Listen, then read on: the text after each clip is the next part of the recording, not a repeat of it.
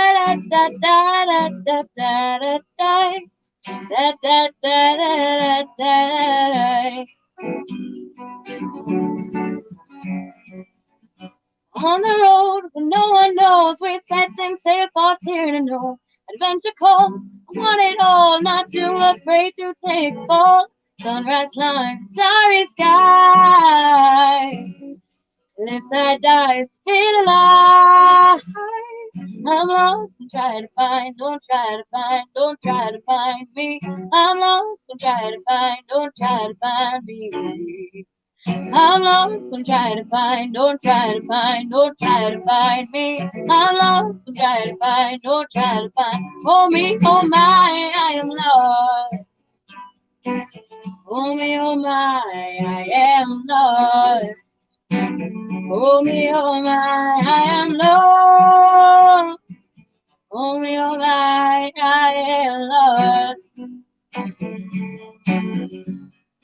Da da da, da da da da da da da da da da da da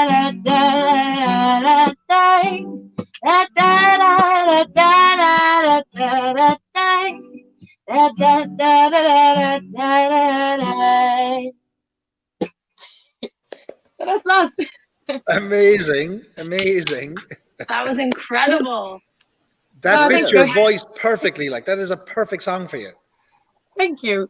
So It's like so that's like catchy, it's in my head now. good. that's the main goal.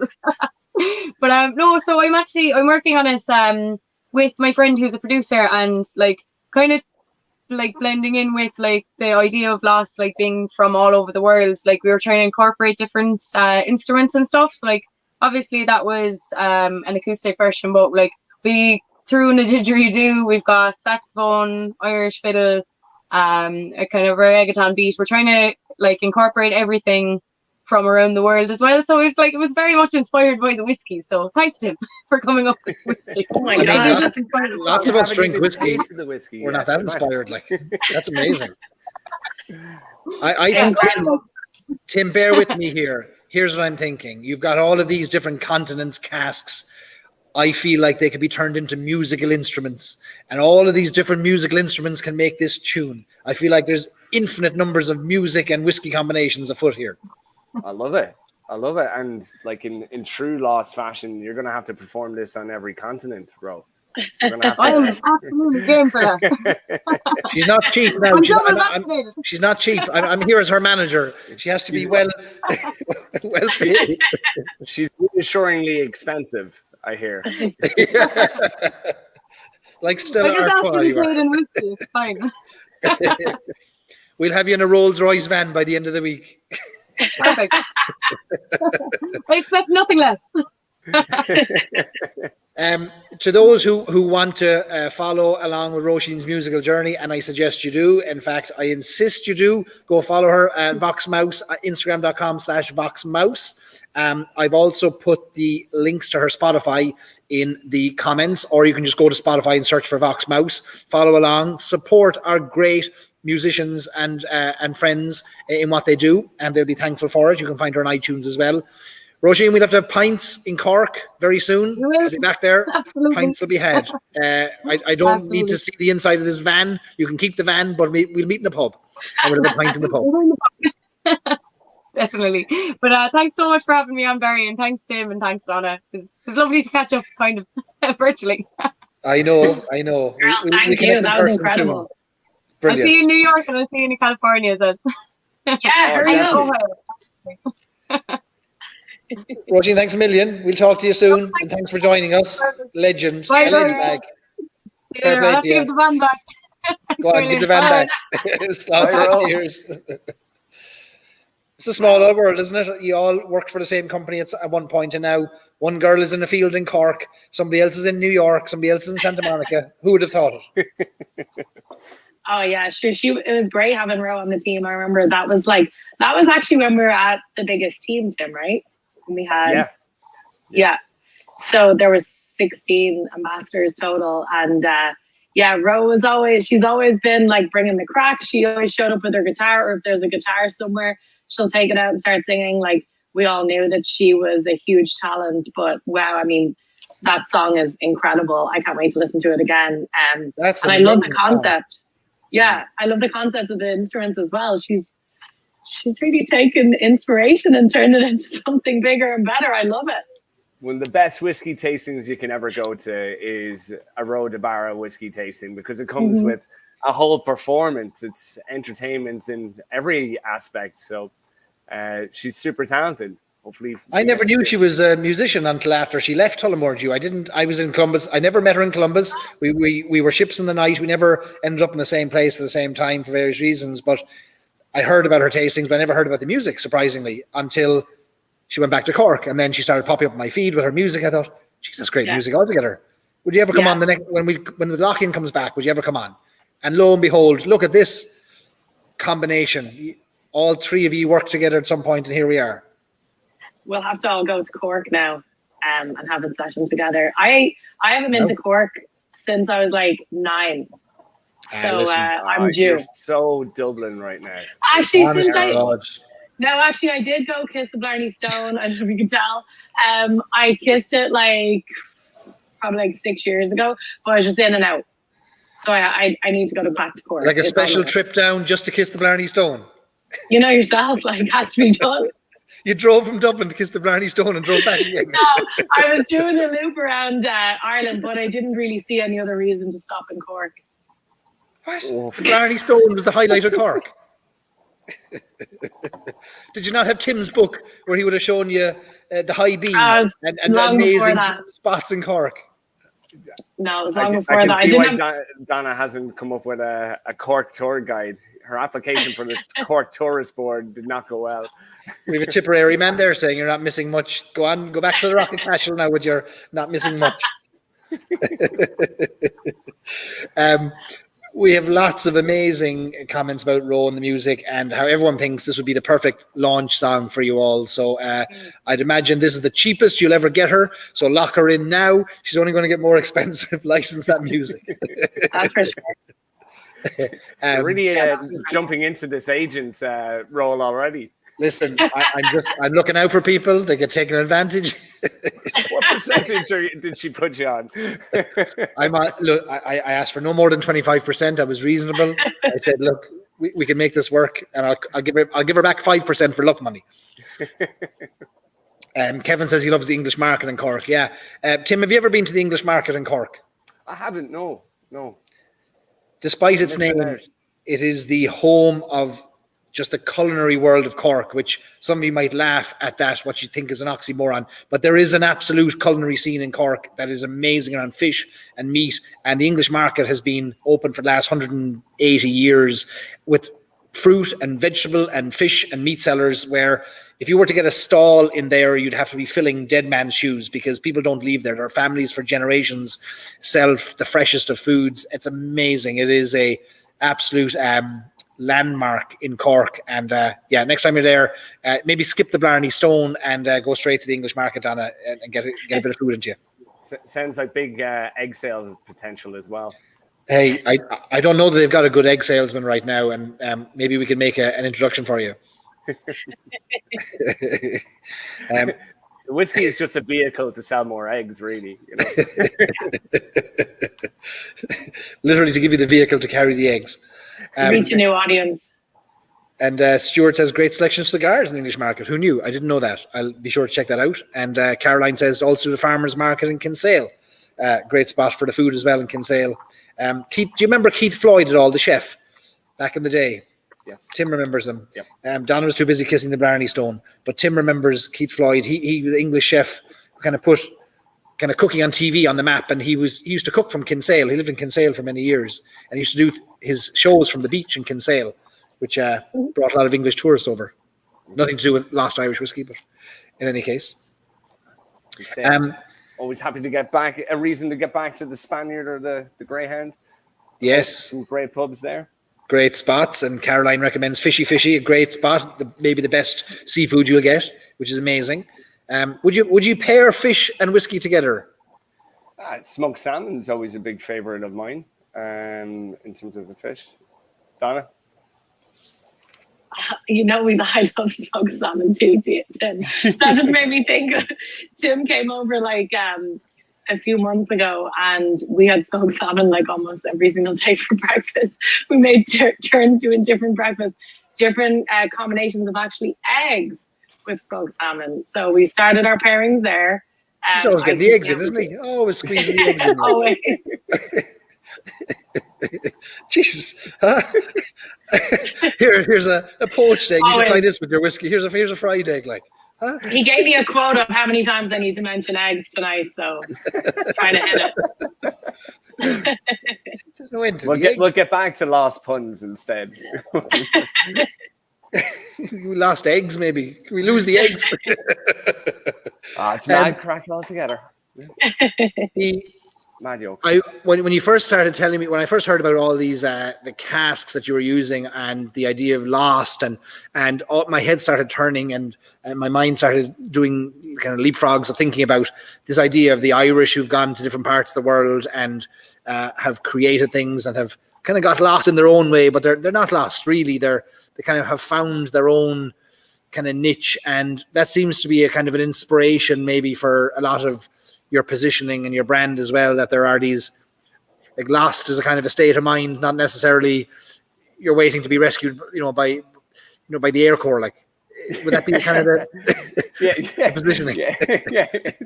It's less a cry for help, or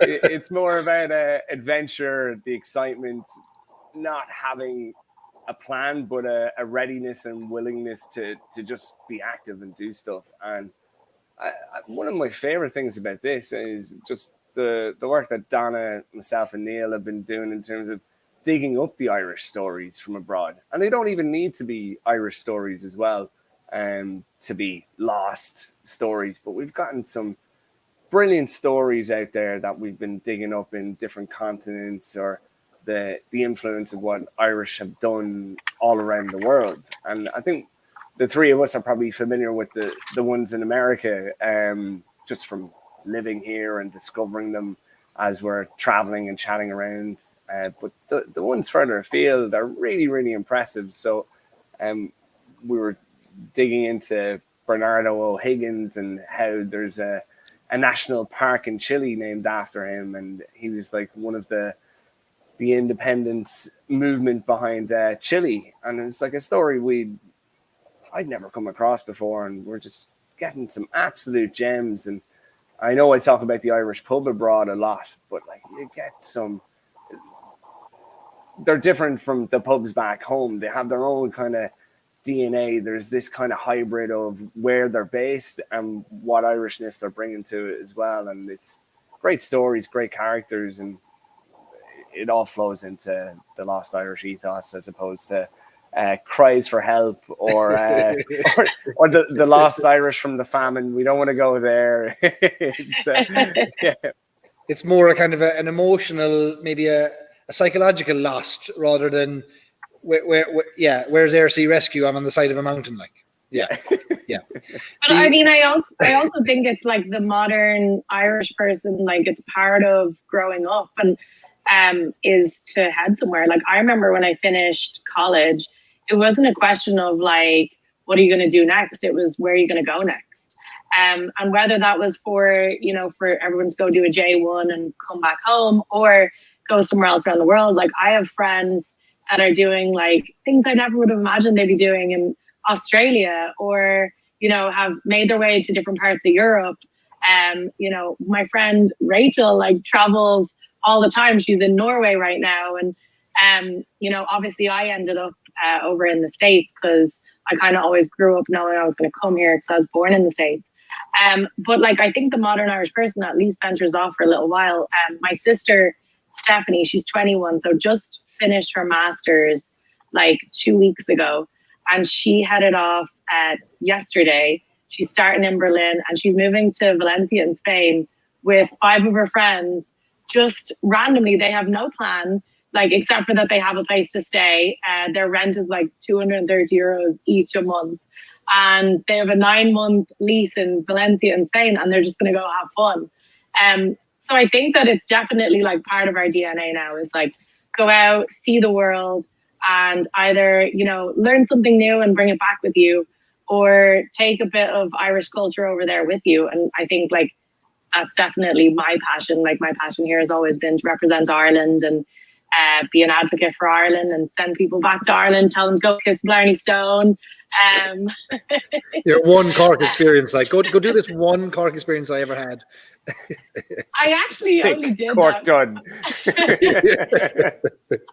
I actually only did that because like, so I was over here and I had been, you know, I grew up in Ireland. I've been to different parts of Ireland, but obviously when I was younger. So as I was here, I was being a waitress and a bartender, and people were telling me their stories of Ireland every time they see me. Oh my God, like I've been to the Cliffs of Moher, or like I've done, you know, the Coastal Drive, or I've kissed the Blarney Stone, or I've been up to the Giant's Causeway. And I was like, shoot, like I don't think I've done all those things. So I started to make it.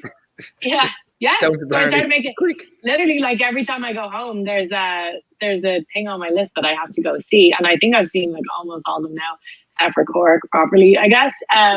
But yeah, like that's the mindset of Lost. It's the modern Irish person, right? We all are out to explore. Even everybody who's stayed in Ireland, they're planning their next trip. Like they've been to incredible places, all my friends.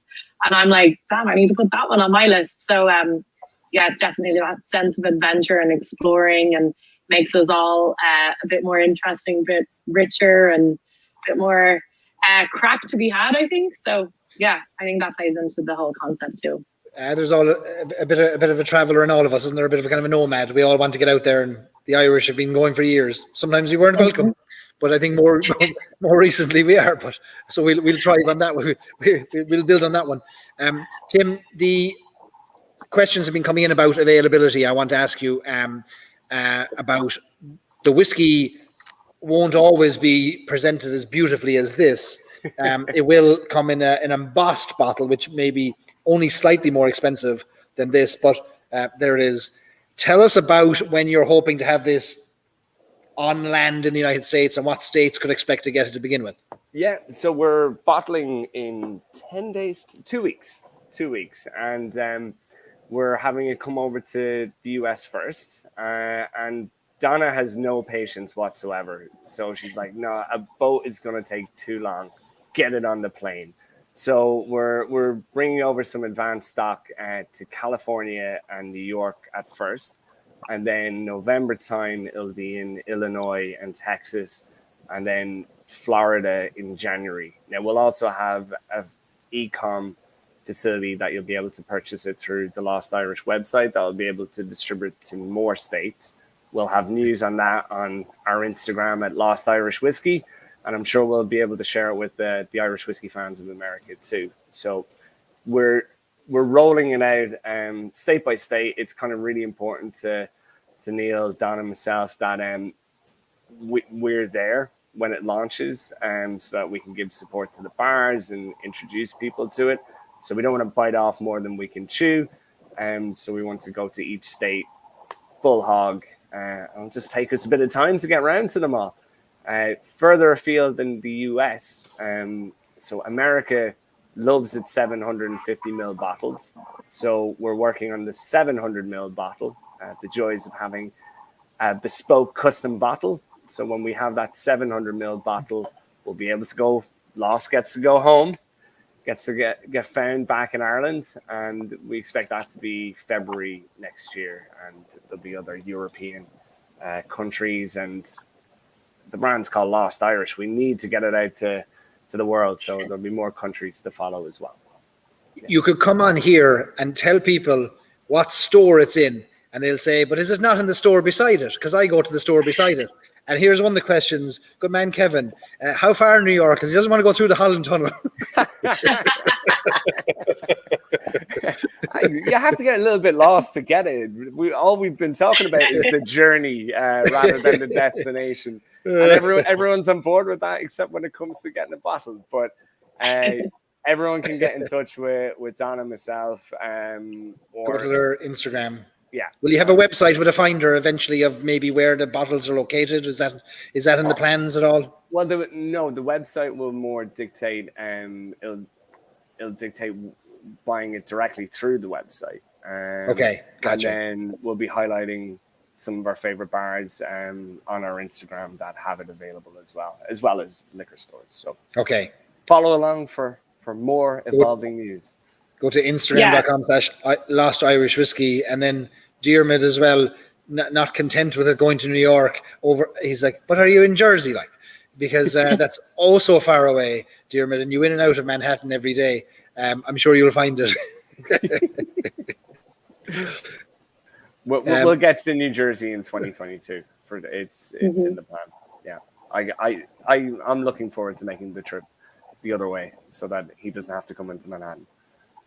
Look at the love and the care the whiskey brands are willing to provide our fans here and our audience, so that they don't have to walk the extra 50 feet to the store next door that a whiskey brand would bring it to the other store, which is amazing to hear. Kevin says much appreciated. He doesn't have to go through the Holland Tunnel. Why do so many? Here's a question from Michael Mullen, an interesting one. Tim, you may have some insight on this. Why do so many Irish whiskies get to America before Ireland? I can only really give our answer there, and that's really because that's where we live. But I suppose the commercial answer is the biggest country for Irish whiskey, the biggest market is America. So if you're going to really be a successful Irish whiskey, you have to come to America. So I would say that's why. It's difficult to get to America. You have to do a 750 ml bottle. So it's almost like a totally different product to the European versions, but it's really because that's where the size and the interest is in Irish whiskey as well as Ireland. I know there's been some changes lately with TTB to bottle sizes, so I think going forward you're going to be lucky enough maybe to get in the 700 mils in here as well, which I think are starting to get approved already, which is probably helpful to the smaller brands. But Ireland is a much smaller market for whiskey than people realize. We talk a lot about Irish whiskey and we send a lot of Irish whiskey out there, but there's far more whiskey sent out to these big markets like America than could ever be possibly consumed in an island as small as Ireland, isn't there? Yeah, the shelves at different retail stores back home couldn't handle it all, I'd say. But it's Londis and Term and Feckin, like. Oh, you've been. They have a great egg section though, a lovely egg end cap. But yeah, it is exciting about the TTB and the 700 ml. I think it's still evolving. There's some states that have actually banned it, even though federally it's allowed. Oh, really? And it's going to take a while for the distributors to get on board with it, because it's affecting their whole pricing and strategy, as well as the liquor stores. Do they carry a mix of 700s and 750s? And I think the opportunity for it is definitely small brands and certainly more super premium brands, where now they can actually come to America without having to do a separate bottling run. So it'll be a slow change, but it's definitely good news for any whiskey lovers or whiskey brands. I asked Darryl McNally earlier, you might have heard me ask him about maybe was he surprised to see so many Irish whiskey brands on shelves in various stores? And I think we talked about this when we were all hanging out together, but how one big chain will do a deal with the distillery and they'll have their own unique Irish whiskey. Nobody in Ireland will ever have heard of it. It'll never make its way to Ireland. It'll just sit on a Trader Joe's shelf. But it is such a big market in the United States that it can handle all that, can't it? Like there are enough people out there for there to be so many more brands here than back home. Yeah, and we're only at the beginning of this. Like there's going to be more and more brands in terms of Irish whiskey's breadth and selection. And I think the important thing is once there's a different point of view to each one, that way they're adding to the conversation as opposed to repeating. So there's been phenomenal growth in Irish whiskey in America, but it's only getting started. And I think we're also going to see some more of our favorite Irish whiskies that are only available back in Ireland start to come over too and add to the conversation and the party. Donna, there's many applauses and kind of recommendations for your toasts. Like your toasts seem to have gone down very well in the past few lock-ins for some reason. People are maybe drawn to the foul-mouthed toasts that have been shared in the past, which were remarkable and brought people together in tough times. I wonder if you could share such a toast with us as I move on to like the final pour of Lost Irish that is now lost from the bottle forever. This will be, of course, framed and mounted in my house. But I wonder, have you a toast at all that you could share with us for this next sip? I do indeed. I think this one is just like appropriate for me, like for Lost, for everything that's kind of like happening right now, and we're excited about it. So we'll toast to the past, to the present, and the future. May we toast? I have to remember this toast. I haven't done them. May we drink to celebrate the past. May we drink to enjoy what is before us. And when our glass is empty, may it only be to start another adventure. Cheers. Cheers. Get lost. Stay lost.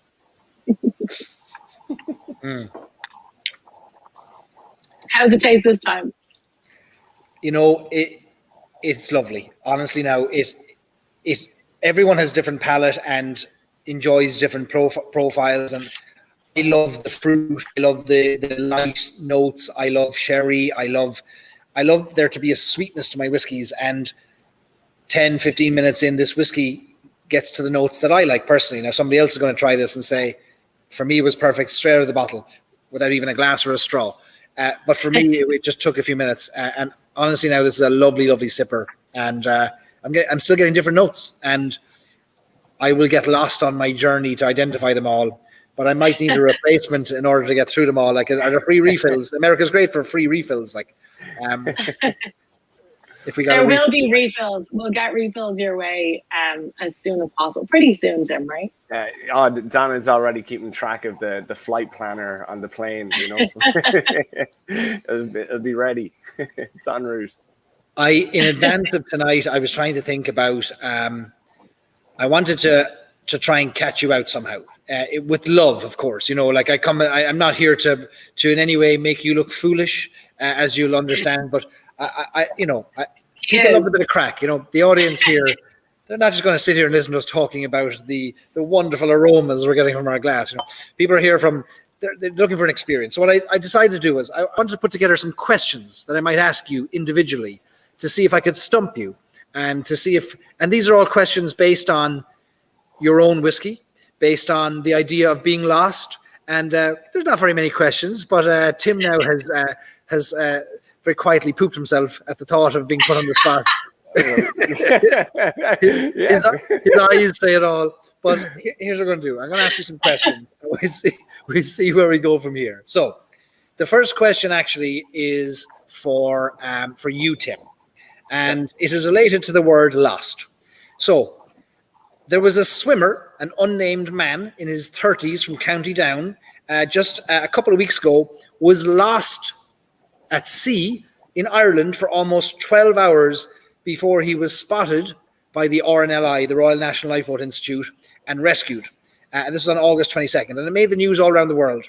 Now, this made the news for a very specific reason, and it's to do with this question.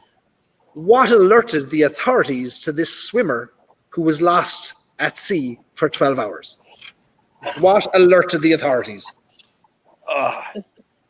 Geez, I thought we were going to do whiskey questions, you know, but I don't know, Barry. I don't know. What alerted? What alerted the authorities, the RNLI, to the swimmer was a pod of dolphins that gathered around the swimmer to protect him. And they stayed with him. And I don't know, maybe they were keeping him entertained, doing a few dances or something, until the RNLI came. But yeah, the RNLI spotted the pod of dolphins. And when they spotted the pod of dolphins, they spotted your man. So he wasn't lost anymore. Aw, that's such a nice story. We're going to have to do a dolphin sponsorship now, aren't we? That's it. A donation, please, can be made in the name of Lost Irish to the Dolphin Conservancy tomorrow. Which actually does remind me of a lost, before I get on to your question, Donna, and don't worry, Tim, there are many more to stump you yet. Years ago, one of my favorite Cork stories ties in here, because I remember driving from Galway to Clonakilty this is now before I had any interest in whiskey, and there was no distillery in Clonakilty. I was going to Inchydonny Lodge and Spa for a bit of time away, and I got lost. This was before GPS, before mobile phones, really, like this showing my age. And I got lost anyway, driving through the by roads, the back roads of West Cork. And I remember thinking, I'll never find Clonakilty. Like, I'll be stuck forever, lost, if you will, in West Cork. And I decided to myself, if I just keep driving and get to a village of enough size, I'll be able to find people that'll be able to tell me how to get to Clonakilty. So the next village I got through, sure enough, I saw a church, a post office, and a pub, and I thought that's all the attributes of a good size kind of town you need. And I pulled up in front of the building that had the most cars in front of it, which was the pub, and got out of the car, walked into the pub, and I opened the door. It was an old country pub in a small village in West Cork, and it was the typical Irish scene at the bar. It was just men in long coats, and paddy hats, and half pints of Guinness in front of them, half of the full pint, like sipping away. And I got to the door, the doors going open. Oh, beautiful, fantastic. But everyone looked around, pure silence. Nobody said a word. And I walked what felt like the half mile to the bar to try and ask a question. I got up to the bar, and there was an owl fella behind the bar polishing glasses. And back in the day, he kind of had the shirt on and the tie, and he was polishing glasses. He didn't even look up. And I went up to the bar kind of gingerly and looked around. Everyone just stared at me. I kind of broke the silence, and I said, can you help me? I'm lost. And the owl fella behind the bar kept polishing the glass, didn't even look up at me. And he said, you're not lost at all, boy. I know exactly where you are. And that was it. My Cork experience. I think we'll be hearing that line at us quite a bit now, Donna. Yeah. We just want to go into a bar together and order Two Lost. And Two Lost. Two Lost. Donna, next question's for you. So I looked up the definition of the word lost, and one of the things I got was unable to find one's way. Something maybe you could also use to describe after being on a lock-in or participating in the lock-ins, maybe unable to find one's way after it. But my question for you is this. How many hours was the longest lock-in we've had, and who was the guest that night? Oh. I mean, I'm inclined to say it was me, but oh yeah, I don't know. There might be someone out there who's a worse influence than me. Okay, so I'm gonna go with my gut and say it was me. And we start at 4 my time. I think we've definitely been on for, I would say, maybe 5.5 hours. Oh, I think I know people that you're an alcoholic without telling people you're an alcoholic. 5.5 hours of a session. I mean, because I try to think, what time did I finish? It's definitely dark. Was it the one when Chrissy and Kev were on with the two of you? But how long do you think that was, Tim? I know it was over 4 hours. 4.5? I don't know. You know what? I'm going to give it to you both. The longest lock-in was St. Patrick's Week, 2021. It was 4 hours and 22 minutes, and the star of the show was Donna. We always know. So for anybody watching, Barry sent an agenda today of how it's gonna go down, and I was like, the closing time, I just kind of rolled my eyes. I was like, yeah, that's not gonna happen. I think we're past that already. I think the closing time is already gone. It was. Yeah. I don't think I've ever been on with you where it's been but except for my first time because I had somewhere to go. But other than that, I think it's always been at least 3 hours. So Maureen thought it was. Is. Well, that's what lock-in is supposed. Look, these were never supposed to be 4 hours, but they ended up being 4 hours. Maureen said, "Was it Michael Egan?" And Maureen, I'm going to give you a point there. You can't do anything with this point. It's not redeemable for cash or whiskey, but I'm giving it to you anyway. There was the previously held record, which was Michael Egan from Kilbeggan, when we had our first ever musical guest, and it was a Cork guest playing the Barra, and that was our first ever musical guest, and that I think was 3.5 hours, and even that I left that going, that will never be topped. That's a record that'll never be broken. And then Donna says, "Hold my beer." And actually, I remember the Paddy's Day one we had Guinness on, right? So I know I myself had a lot of Guinness with my whiskey as well. But sure, it was a Paddy's Day lock-in. Like, it should be the longest. Listen, if you Marathon can celebrate lock-in. in St. Patrick's Day and all other 51 weeks of the year, when can you celebrate? Right? Tim, next question is for you. January 2017, a whopping 234 gallons of Irish coffee was poured into a 6.5-foot acrylic glass in Chicago to coincide with the United States National Irish Coffee Day, and a world record was broken for the largest Irish coffee ever made. Two questions. One, who was responsible for this world record breaking Irish coffee? And the second question is, how many Irish coffees were drank by revelers that night to celebrate?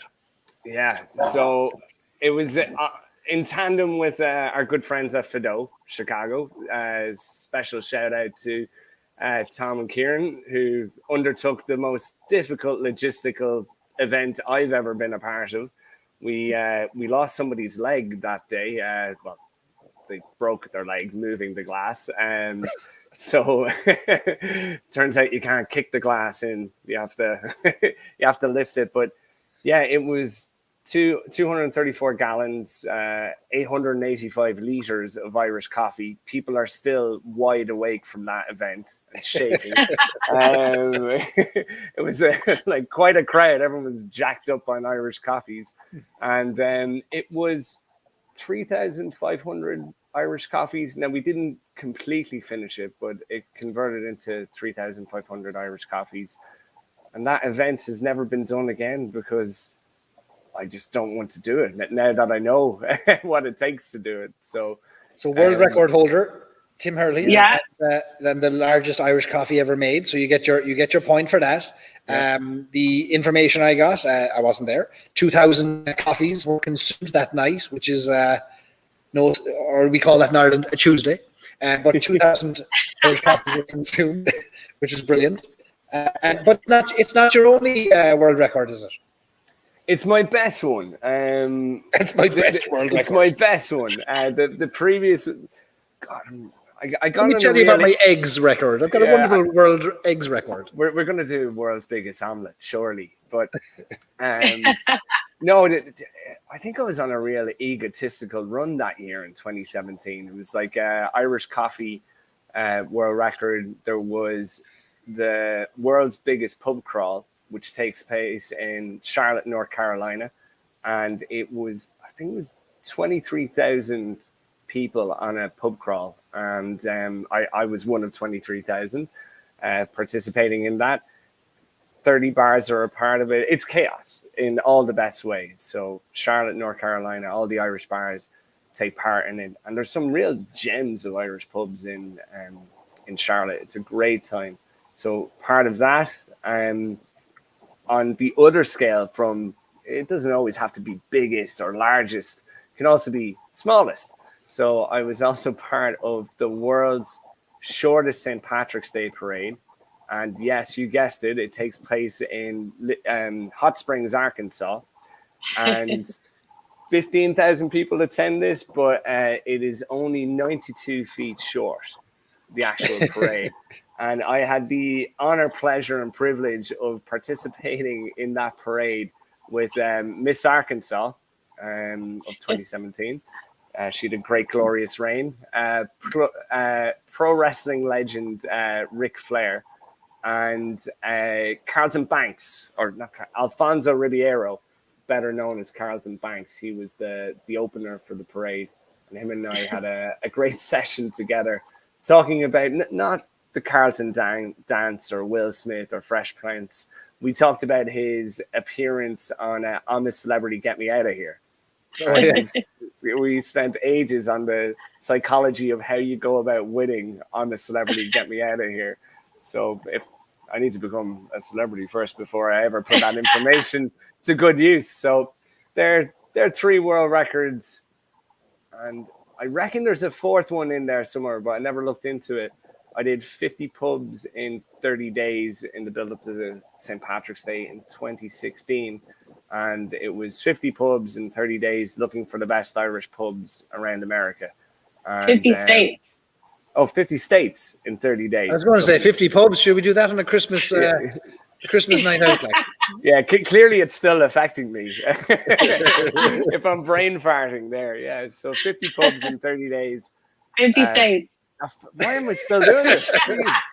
50 pubs in each state, 2,500 pubs on a Tuesday. You had to go to a pub or a few pubs or whatever in each state, right? That was like how you ticked off the state. Yeah, exactly. The first 4 days, I didn't get to sleep in the bed. It was just logistical movement of getting places quite quickly. So, some great pubs in America. Some people gems. climb mountains in each state or run marathons in each state. You've taken a uniquely Irish approach to it, which is there a good pint in each state somewhere? Yeah. Yeah, my athletic prowess is like, can I sit down at a bar? I mean, that world's shortest St. Patrick's Day parade sounds like an Irish walk from the bar to the Jacks. Like that seems like the 96 odd feet. Like, should we do that parade every day in Ireland? Yeah, they what I love about that story is they got into a rivalry with Boulder, Colorado, which wanted, instead of doing 92 feet short, they were like, that's nothing. We'll do 90 feet. And the fine folks in Hot Springs decided, right, we'll unleash our doomsday device that if you do that, we're going to march on the spot. And you just won't be able to beat it. So they came... The kind of Cold War of shortest St. Patrick's Day parades ended up with being, we'll both do 92 feet and we'll both have it. But the Boulder, Colorado one died out. And now they just, if they want to do the parade, they go to Little Rock on Hot Springs, Arkansas instead to participate. Tom Darling claiming there that Dripsy in County Cork would have a shorter parade at 25 yards or 75 feet. But I do admire the Cork confidence and willing to suggest the Cork is better at everything, because he's probably right, isn't he? Like, it's probably not in America. That's what they were inspired from. All they talk about in Arkansas is how do we be more like Cork.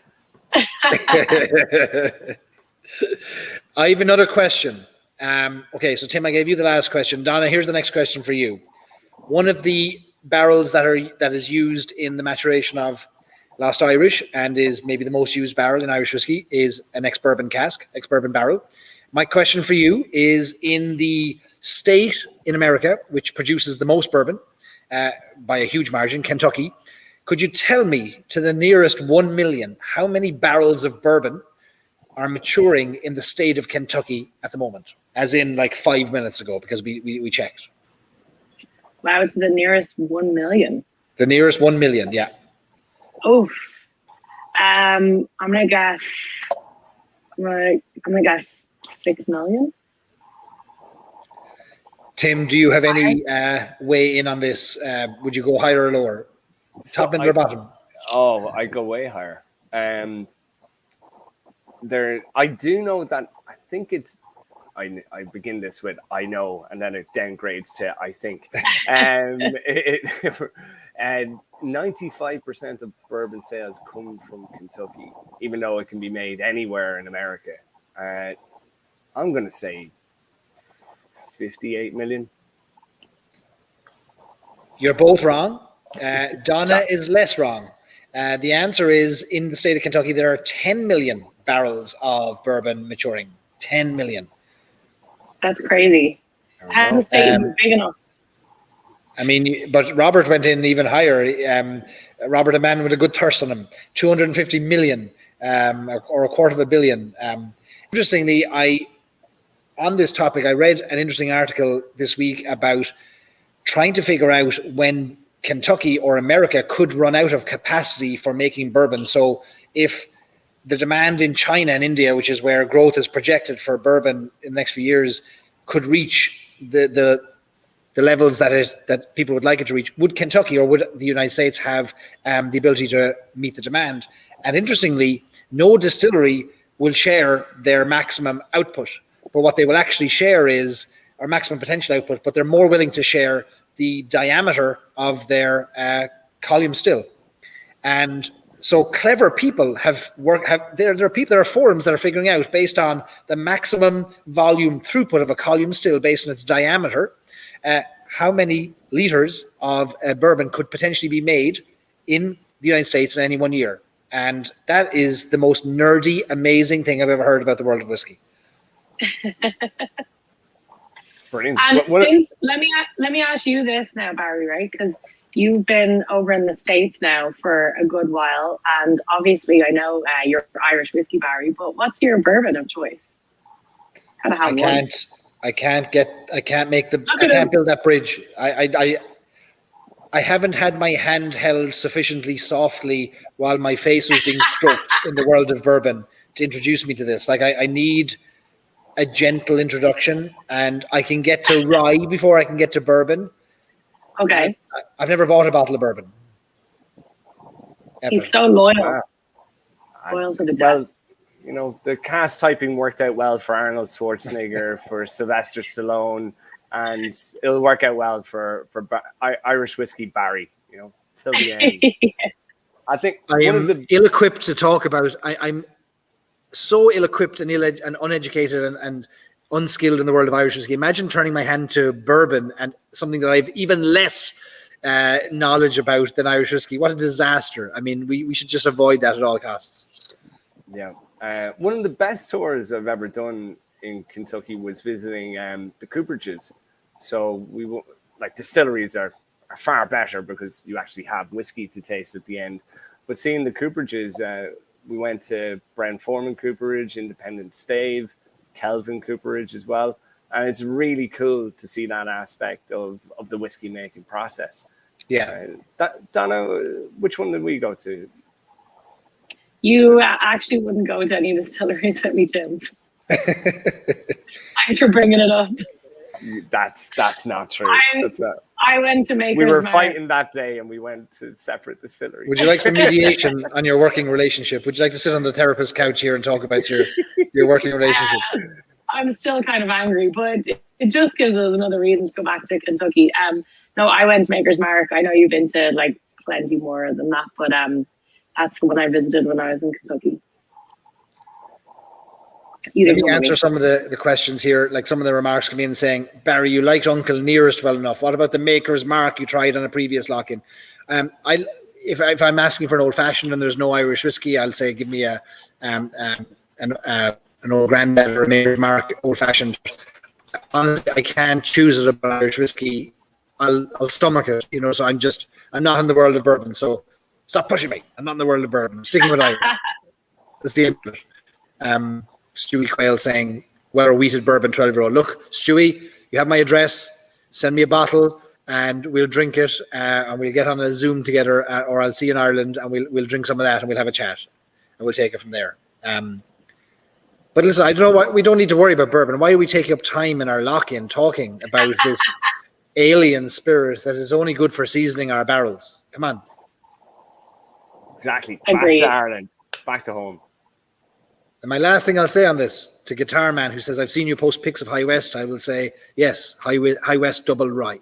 I like rye. Okay. Let me go back to these questions because I'm determined to stump you, and I'm not doing a great job of it, but I mean, let me see if I can stump you next. Okay. Tim, next question's for you.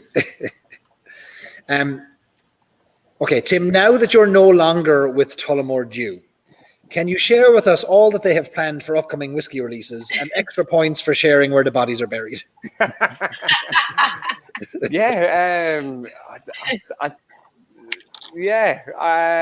Here we go. I think good question, but I think I'll pass on it. Yeah, they don't tell me stuff anymore. Go out of that. You know what was laid down there. You know what was laid down. You know what was made.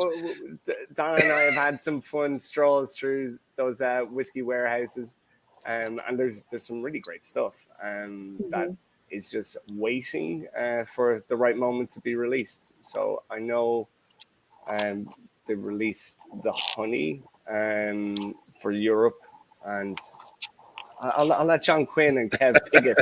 I don't want to steal their thunder, so we'll give them their own lock-in. We'll give them their own lock-in when they're ready for it.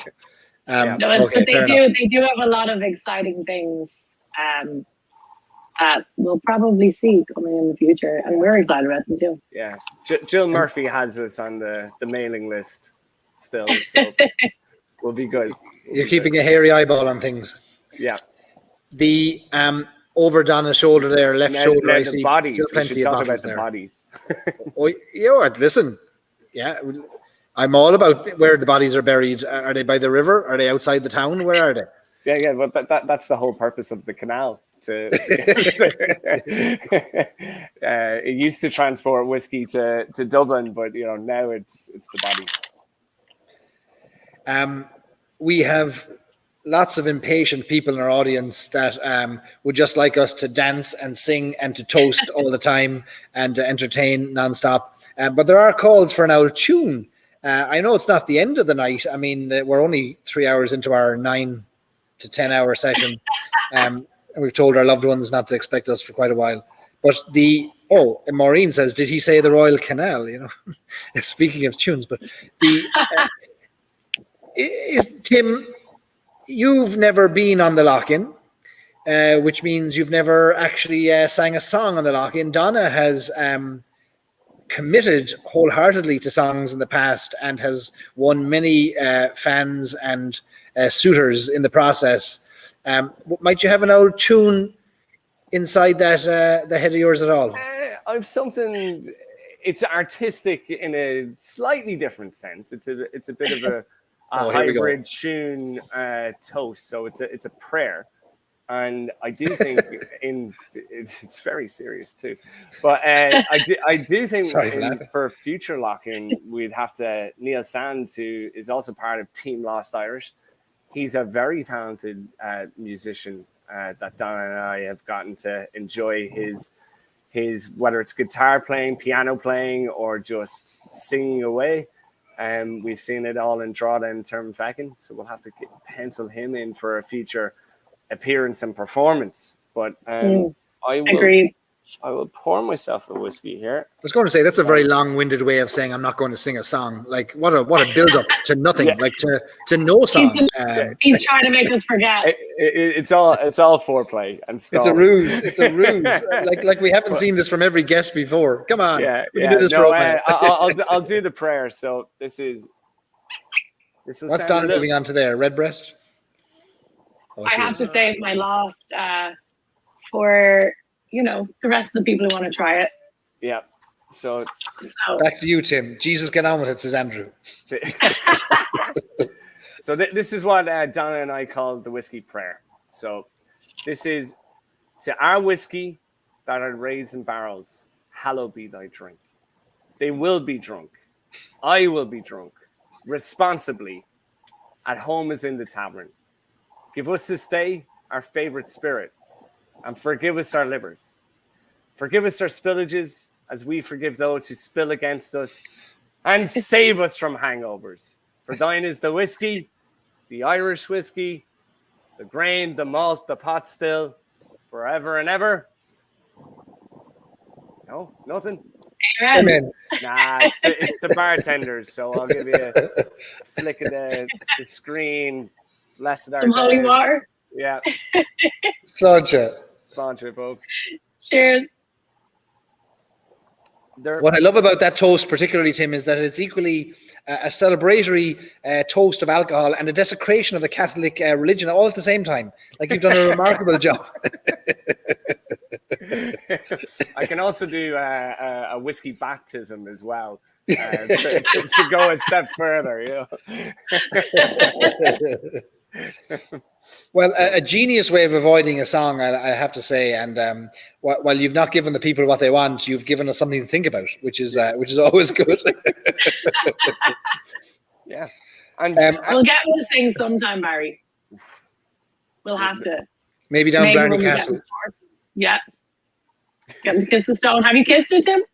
I haven't. It's yeah. I didn't manage to do that Cork trip of get to the Blarney Stone, kiss it, immediately turn back to Dublin. I've yet to do that sacred Cork experience. So I spent too much time in Kinsale and whatnot.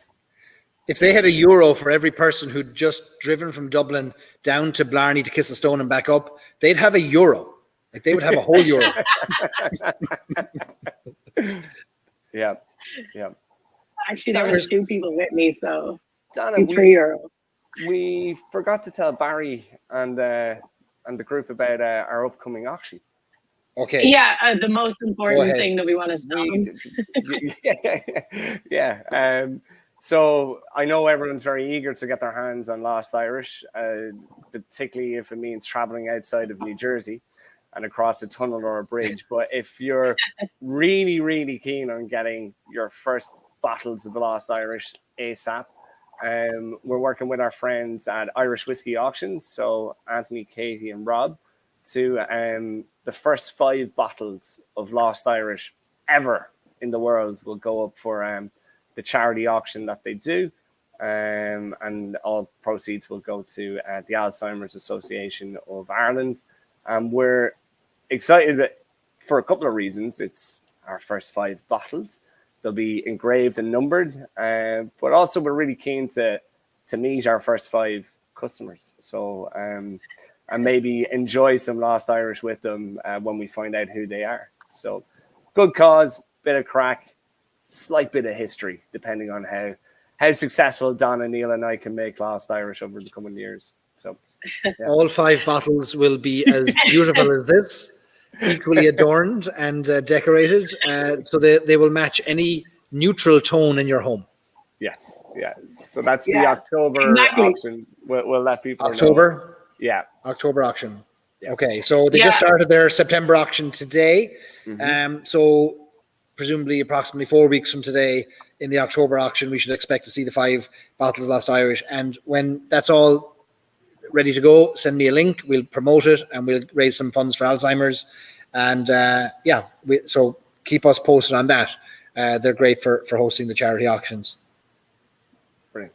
And just so everybody knows, the bottles that we have here are like, like they're dummy bottles. They're like ones that they're like prototypes. So like these are legit, like the first bottles off the bottling machine or whatever it is. These are built. They're like the whiskey equivalent of Build-A-Bear. So I'll sound like Donna, here's the glass. Donna, here's the label, and here's the cork. So it's bit by bit that we're assembling the bottles. And I promise, Donna, we will not be doing that with our full production run. I had like a semi-meltdown there a few weeks ago because Tim sent me new labels, because my labels, you seen Barry, the one that I showed you, like was kind of ripped. And he sent me 2 labels. And I put I was like being very careful, and I tried to put it on straight, and I completely messed it up. And then I tried to rip it off, and I ripped the whole thing, and I only had 1 more label. So I had to like go decompress, had to walk away, take like 6 hours. And I was like, I'm not going back to it yet. And I'm not even going to tell Tim that I ruined the first label. Yes. So these are legit, like our pride and joy, our little prototype bottles. But these first 5 bottles are really exciting. They're legit the first 5 bottles. So Tim's not getting the first bottle. It's going to be the real first 5. So we're really excited about that. Yeah. Well, we'll share that widely. We'll get people involved. Thank you. Bill, the businessman, has recognized that despite those 5 bottles being of clear value, there may be one that is of more value. So this is going in an airlock bag tonight and will be preserved and put in a time machine and buried behind my house, so that future generations may gaze upon the beauty of our design in 2021. Yeah. First original concept. It's quite an evolution of design. Back to basics. To basics. Scott says, what a session we're having. I vote for twice a month lock-ins. No wonder you do. Aren't we having the session on tap free? We're not doing twice a month because I'll be dead. We'll do once a month, and maybe an occasional extra one. And the reason I'm saying that is because we have more planned. Like, there's not more lock-ins, but I've got more things planned for the Stories and Sips community. And we're going to launch things in maybe the next 2 to 3 weeks. We're going to launch a way for you to get involved more in the world of Irish whiskey, whether that's casks or bottlings or education.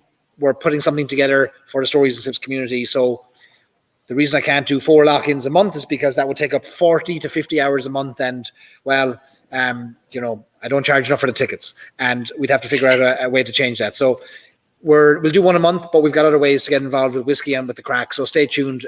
Nothing really to reveal tonight.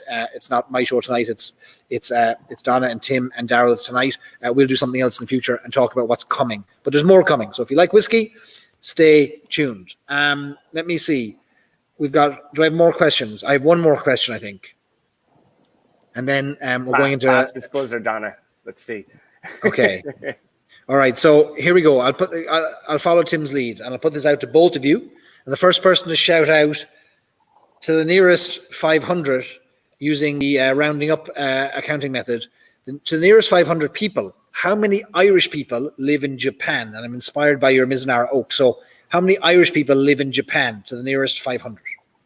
Now, Irish ancestry or Irish citizen or passport holding, bleed green, how are you getting on, Irish people? 2,000. Because you were first, I'm going to give it to you. It is 1 to 2,000 people. Woo! Well done. Yes, I got one right.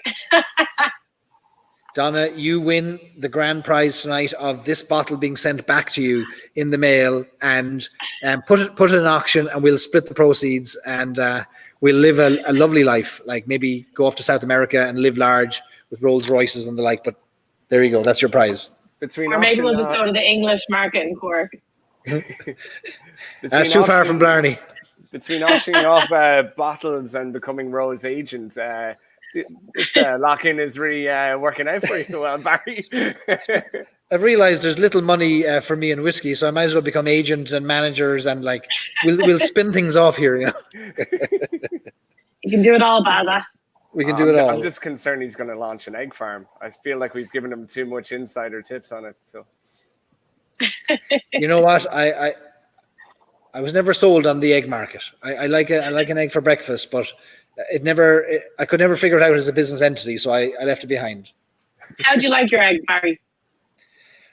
I like a good fried egg over medium, and I avoided all opportunities there to ruin that question with a disgusting answer. I know what you were trying to set up for me. I like a good over medium egg, and would suit me with crispy edges, like brown, crispy, but yet still some kind of soft to medium in the middle. That's where I like my eggs. I do like an over medium egg. Jeez, he's particular. We're going to have to get our breakfast egg right for him when we host him for breakfast. I like a good fresh egg. An organic. Are your eggs and hens, are they organic, or are they fed on some kind of strange powder? We have free range, and we've colony hens as well. We don't have our own organic hens, but we do buy in organic eggs. But eggs in Ireland are quite different. We'll do another lock-in exclusively on eggs, but organic. Will we though? Will we really though? I don't know. Yeah, fair. That's well, Barry. Such confidence that only an egg farmer could have. You know, yeah. We will do another lock-in with eggs. Yeah, imagine. Assuming that everybody is interested in eggs as he is. Yes. The lock-in you never wanted or never asked for. It's coming. I will say this to you. If you were to do an egg and whiskey pairing, genuinely, like where you said, this is a scrambled egg whiskey, this here now is a poach, we will create a pay-per-view event around that. Like this is throwing it out there for you. Sadly, I have had a practice run at this a few years ago. So Tales of the Cocktail, which is America's premier cocktail festival in New Orleans, they do these very geeky seminars, and I feel like they ran out of content one year, and I did a seminar called Excellent, Eggs in Bars and Cocktails. I forget the full title, but it was an hour and a half of myself and my two bar friends talking about different egg cocktails and egg production. So flips, sours, fizzes, nogs. We talked about it all, and shockingly, 120 people paid money to come to that seminar. And they thought they were going to learn about egg drinks. They mostly just got an hour and a half of really bad egg puns and me talking about my farm. So I will host what that everyone like does here. tonight. Like while I might have maybe turned up my nose at the initial idea of an egg lock-in, it has grown on me in leaps and bounds in the past 30 seconds. And I think that we could actually draw a crowd for an eggs and whiskey lock-in. I agree. Like, I go ahead. Thankfully, there's a lot of new distilleries in Ireland, a lot of great Irish whiskies out there that I think you'll have better content before we need to pull the emergency egg lock. I can just picture my lock-in planning sessions. Are we at the egg stage yet? No, we're still good. Yeah. I visualize the email like it's time, Donna. We're doing the egg one. The egg is dropped. I think we could come up with a whiskey pairing for every type of egg serving. Thankfully, the lock-in went to once a month to save us from the inevitability of it. I'm booked out. I'm booked out for the next 23 months. So sorry, lads, but I'll come back to you.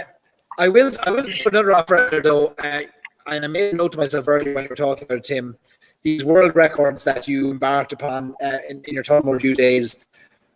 I would challenge you to think of a world record that could involve Irish whiskey and our community.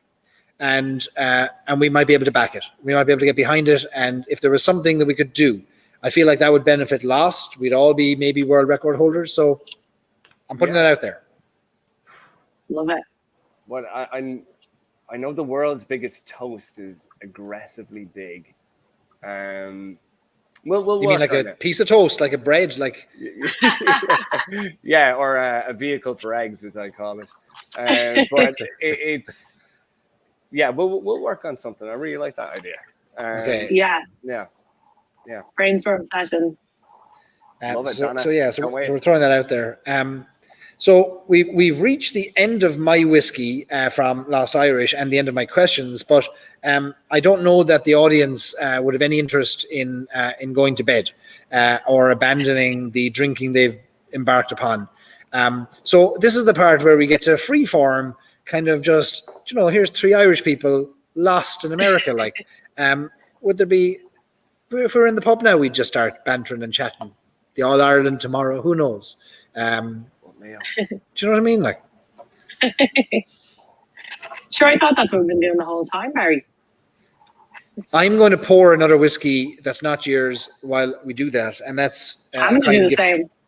Stranahan's single malt finish in a Bushmills cask, which I got two lovely samples of. Steve Smathers and Stacey Stearns, thank you very much for the samples. So Irish American. I can't believe they stole our innovative packaging design. They shrunk it down, but they recognize the value in it. Yeah, clearly. But I'm going to have some. What's going to be chosen on the shelf? Yeah. Jeez, we're going to have to talk about trademark infringements here. So let me ask you, we'll Barry, let them have it. How long do I get to keep you in Ohio? How long are you staying? How long I'm staying here? I'm here until the 18th. We fly out on the 18th to Ireland. So what's today? 10th? Calendar's there somewhere. Yeah, so we fly out on the 18th, so I'm here for another week. How do you feel? And then I feel like I can't wait to get to Ireland. Not because of Ohio. Please, Ohio, understand. I love Ohio. But I haven't been to Ireland in almost a year, and I miss pints and the crack and seeing people, and I actually miss the rain, and I miss green trees, and I miss being cold. I know it's a very privileged thing to say, but San Diego was overly hot. I don't know. It's been quite hot for a while. So I'm looking forward to cold and rain and feeding the requisite Irish level of depression. We all have a kind of there's a dark side to our Irishness that we must embrace. And there's too much optimism in California for you. Have a nice day. No. That wouldn't ride in Ireland, It wouldn't ride. I always much prefer, how are you? Not bad. can't even bring ourselves to say good. We're just not bad. Or like, how's it going? And it's going. Yeah. We have a wonderful affection for negativity and sadness. You know, we thrive in it and a kind of a gloom. And I was listening to a podcast the other day where an Irish guy was relaying how he had just experienced Ireland through his mother. He lived overseas. He'd gone back to Ireland and he sat with his mother and he said, won't be long now before it's the end of September. And her response was, I know, isn't it awful? And this was a wonderfully Irish response, you know, like, isn't it awful? Why is it awful? But it was just, what a great, like, we can't get that in America. So I want to go back and embrace oh God, I know, isn't it terrible? Like, we need a bit of that in our lives too. He's dying for a good moan. That's what he's saying. He just wants to go back there and give out and be a big moaner. Call Joe Duffy. How are you, Joe? Barry again. Isn't it terrible what's happening with the rain? Jeez. Yeah, I'd like to give out to people who are like, yeah. What's the first thing you're going to do when you get there? Yeah. What's the first bar you're going to visit in Cork? The first thing I'm going to do is my mother has promised us an Irish stew upon our arrival. And it'll be delivered to our door, which only an Irish mammy can do, I suppose. So I'm looking forward to that. And the first bar I'd love to visit would be the High B in Cork, which, Tim, I know you covered in the book From Barley to Blarney, which is a remarkable, there are very few of these locations left in Ireland. An old living room really is all you could describe it as, above a chemist shop or a chocolate shop in the heart of Cork. And take a you're not allowed to when say, you're there, will you? I will, my backside. You're not allowed to take pictures. You're not allowed to show your phone. Back in the olden days, when I first started going to the High B, going back now 25 years, the owner used to sit in the corner in his dressing gown, his robe. And I never experienced it, but the story went, and whether it was a myth in Cork or not, was that he'd have a shotgun behind the seat. And if somebody did something in the bar that he didn't like, he'd cock it. And that could be something as simple as two people, husband and wife or a boyfriend and girlfriend kissing, somebody talking too loud, if a phone came out, if somebody asked something they shouldn't be asking, the gun came out. It's that kind of a place. And today, he passed away a few years ago, but the whole place is rigged with cameras because when he got too old, he moved up to his apartment, which was above the bar. And the story would go that if you were in the bar and you did something like that, he'd use the butt of his rifle to hit the floor and you'd hear it down below. And you'd look up because he was watching all the cameras to see what you were doing in his bar. It's a fantastic place. Tim, you might have had a good experience there. Oh, I loved it. And a great session there as well. I think they have a piano in the bar as well. Like, oh, geez, you couldn't use it though. Oh, God, yeah. You get shot. You walk near it, you just hear the shotgun. But a real gem, like, and gorgeously kitted out as well. So it was definitely a Cork favourite. Certainly Cork City favourite for me. High B. When you say kitted out, I mean, they hadn't applied a lick of paint or a bit of flock wallpaper in 50 years to it. True. But there's lots of character behind that. Tons of it. Everyone in Cork has been to the High B, and the story would go that you could be sitting next to the Lord Mayor of Cork or the man who collects the garbage, and it's that kind of a pub, and it's fantastic because there's always a kind of a curmudgeon and just a Cork character there that would just start talking to you if you're willing to catch their eye. So the High B would be a high on my list anyway when I get back to Cork. Oh, I love it. So Blarney Stone, High B, and then you're done with Cork, Donna. Well, we're actually going to be staying in Blarney, so we'll actually be right beside the stone, like in Blarney. So Donna, I'll go and say hello for you. Tell them I said hi. I missed them. I actually thought, like, kissing Blarney Stone was actually a crazy experience for me. I did not anticipate what it was going to be. Like, I knew you had to like lie back and put your head back or whatever, but I didn't know you're going to be like held from your ankles hanging off the side of a castle. It was very intense. Which castle did you go to? It made me think differently about Cork, like, to be honest. Your Cork experience, like. No, I have to go back to Cork. You have to like come up with, Tim, can we have a work reason to go back to Cork? That's what I do to Tim when I want to go somewhere. Normally she doesn't ask, she just tells. So this is a real change of pace. So, well, yes, we do have to bring Lost Irish home to Ireland, and that includes Cork. So, yeah, in our future. This is the time of the night when I remind people that the cost of the ticket to tonight was very cheap, very affordable. And all we ask in repayment is that you click like or share or invite a friend or just broaden our whiskey community, because this is the crack. Like, this is what we'd have if we were in Ireland in the corner of a pub. These are the kind of nights you want to have, where they go on, you don't know where they're going to go, you have a crack, bit of music, what have you. So invite somebody or like and share this, and it gets the word out to more people. And we built I think, the best Irish whiskey community in the world exists around the lock-in and our fan group and our stories and sips. And let's just bring more people to the table. It can't hurt us. Owen Clavin, our Guinness expert and master down there in Southern California, says the secret to kissing the Blarney Stone is not to get too emotionally involved. Something Donna forgot. Yeah, I mean, I do feel like it was quite a spiritual experience for me. They say that what do they say? I say it's the gift of the gab, but they say it's eloquence, right? So I'll let you guys decide which one I gained from kissing the stone. And also a stamina of lock-ins went along with the licking of that stone or the kissing of the stone or whatever it is you did to the stone. That there's a kind of a stamina that you could do a 4-hour and 22-minute lock-in of a St. Patrick's week without blinking or taking any toilet breaks. And fair play to you.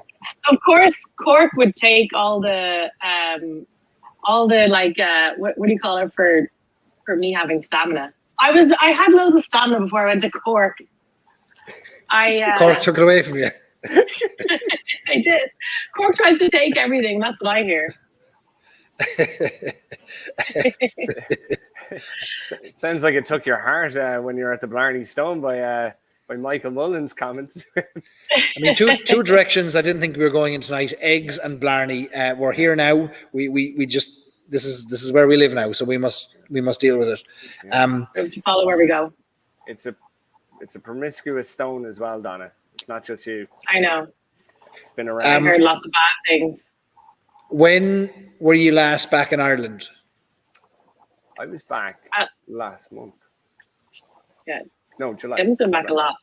Yeah. And you're going. Okay. Are you going back soon?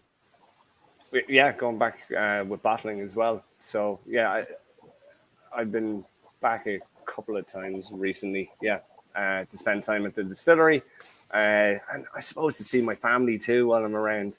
So they lodge me every now and again when I come back. So check on the eggs. Yeah, exactly. But Donna, when were you back last?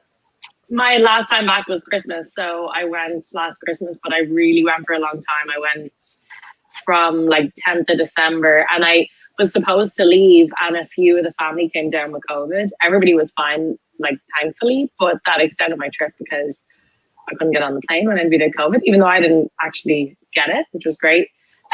So I ended up being in Ireland for 5 weeks. So I really got my fix. And honestly, it was great. I love going home. I was lucky enough to have my sister over. Kelly, she came for like a month just there a while ago. And my other little sister, Samantha's going to come over. So a lot of people from my family like to come visit me as well, which is great. And then I'm going to plan to head back again for Christmas. I can't wait. I usually try to go more than once a year, but obviously it's been an interesting year. So yeah, I can't wait to go back. It's been a very interesting year. Did you ever think that if you look back at March last year and the concept of even closing an Irish pub for an extended period, like beyond Good Friday, and even then they don't really close, but the thought that 2 days or 3 days will probably be closed for, let alone 8 months, 9 months, a year or more, blows your mind, doesn't it? So I remember happened. Yeah, it was 2 days before St. Patrick's Day. Well, let's say 4 days before it was getting really serious. And obviously we had a lot of plans. I was with Tullamore Dew, and like, you know, it's the biggest day of the year. We for January, February, March, I was on the go, like spreading the word, getting people excited for St. Patrick's Day. Lots of bars had lots of events planned. Tullamore Dew stacked in the back, like so there was a lot of excitement around it, and I just couldn't comprehend that they were going to close. Like, it was just, for me, it wasn't going to happen. I was like, if they're going to do it, they'll do it after St. Patrick's Day. And when they did it before, it was such a shocker. I mean, now we know what all became of it, but at the time, I remember trying to wrap my head around it, and I was just like, no, there's no way. And they did. It's been crazy. I just hope that maybe next year, maybe we'll be in a place to celebrate St. Patrick's Day out and about again. I hope so, especially in Ireland. I think Ireland have took a really hard hit, and especially the pubs at home and stuff, because I feel like in America they found ways to navigate around it, but not so much at home. So yeah, I'm excited for the next St. Patrick's Day, and I really, really hope that it's a little bit like the old ones, where we all wear green hats and dress in green as very patriotic Irish people and stand along a parade route in Dublin. This is our normal approach. Yeah, 100%. And drink a load of Irish whiskey. What was I going to say to you guys? I just saw on the news today that Ireland now is 90% fully vaccinated, adults fully vaccinated, 95% single dose. So hopefully that's a good sign for all of us and for the health and safety of everybody going forward. So fingers crossed we can keep going in a good direction. And otherwise we'll be doing lock-ins forever. We'll never be done with these things. And so you're going to do a lock-in now once a month. Do you have like a set week of the month, or is it going to be just based on what you sort out? I think that it'll be a little bit looser, because there's things that'll pop up at different times of the month that we might want to mark or have an opportunity to get involved in. So what we'll do is we'll commit to at least once a month, and then when there's opportunities to do more things, we'll do them. I think once a week is maybe too much as well, and I think that what we could do is we can have a bumper edition rather than spreading it out over 3 or 4 weeks. We'll get all our great guests into one, and that'll just be a great night. So yeah, once a month. And we'll take it from there. But it'll be interesting now, because when I'm back in Ireland, I go back to Ireland next week, there'll be midnight in Ireland. And now I'll be on the other side of it. I was in San Diego for the 4 p.m. kickoff, and now I'm in Ohio for the 7 p.m. The next one I'll do will be midnight. So I suppose I have to take my own medicine at the same time. No, you kiss the Blarney Stone, it gives you all the stamina. I'll do it from the Blarney Stone. Well, you have something you can moan about then. Beyond to Joe. They have me up at this time, Joe. Who has you up? I sure have myself up.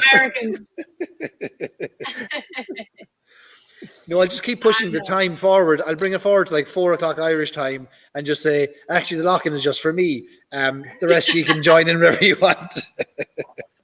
An 8 a.m. Lock-in for me, that would be. I feel like I could do it. Well, you could be very true to the lock-in title and actually broadcast it from a pub and do the lock-in for... Well, you may be onto something, and the next lock-in might actually be coming from a pub in Cork, so stay tuned. The only thing we know for certain is it won't be the High B. No. No video allowed. If you can pull off a lock-in broadcasting from the High B, anything's possible. I'd be made a Freeman of Cork if I was able to pull that stunt off. We'll do one from Cork, and we'll try and get some of the Cork lads involved as well. I'm dying to do some lock-ins from Ireland.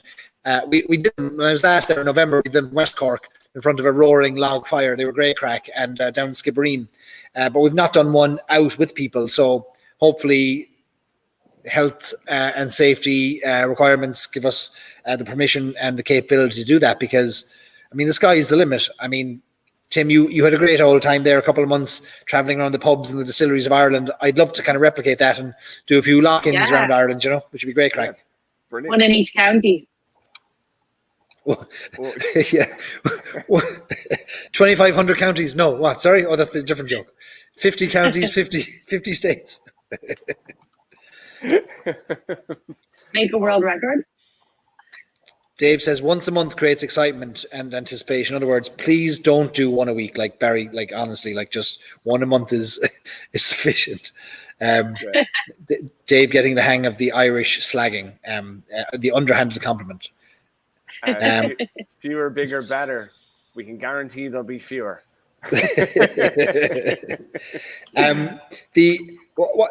Tim, do you miss anything from Ireland now, living in America? How long have you lived in America, and what are there things that you would miss outside of eggs from Ireland? Yeah, there's 11 years I'm coming up on. So it'll be 11 years in October. I am very lucky that I'm spoiled where, at least pre-pandemic, I did go back to Ireland a lot. Like it wouldn't be unusual for me to be back in Ireland 6 times in a year. But the thing I miss the most is I miss driving quite a bit. That's because I live in New York and it's not really car friendly for lots of good reasons. So I do miss driving the country roads, having a bit spinning, cruising. So I should probably say my family as well. I should probably mention that a bit. But there's certain foods, and then there's just the crack and the banter. The you have to be pretty quick when you go back home to keep up with the crack. Like it comes at you pretty fast and furious, and nobody lets you get above your station. There's too much well-wishing and positivity in America. It gets to you. It gets to you, and you start believing that everything's awesome when deep down it might be, but we know we shouldn't be talking that it's everything is awesome. So gotta get grumpy. You'd remove yourself too far away from that depression that gave us Beckett and gave us the deep, dark thinkers that came out of Ireland. Dave Bahorka is there in Southern California, who I've had a lovely opportunity to meet up with a few times, and his lovely wife Evelyn for drinks and dinner.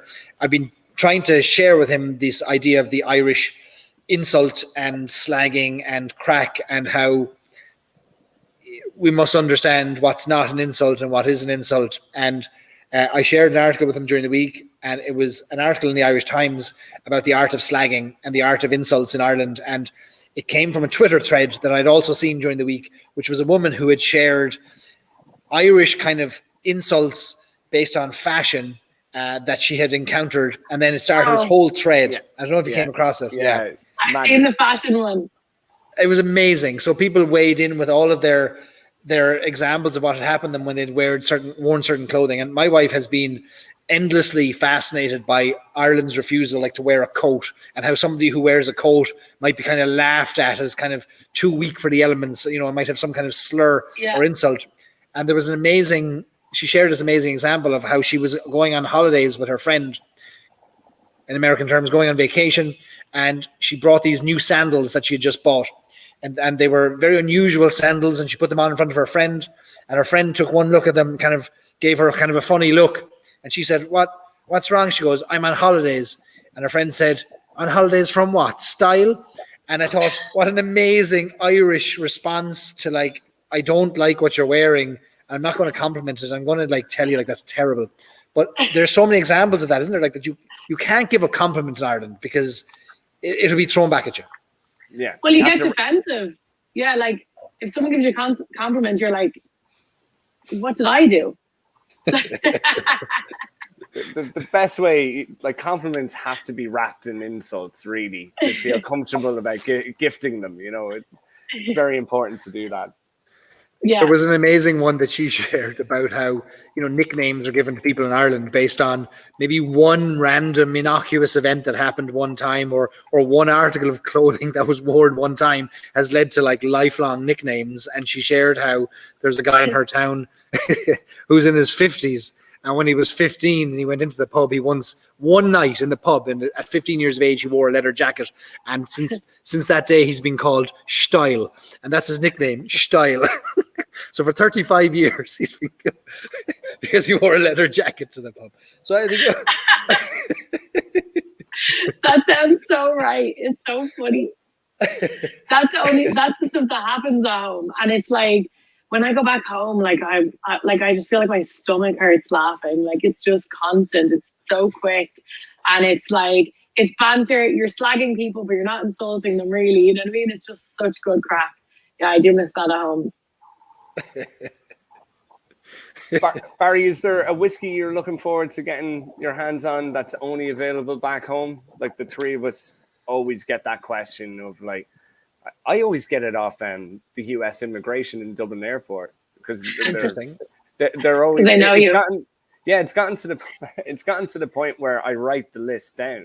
Really? And hand it to them. I got to know a couple of them quite well because I probably shouldn't say this, but it's probably not in their job description. But when I was applying for my green card, I always got pulled into the back when I was on my parole, and that sounds more dangerous than it actually is.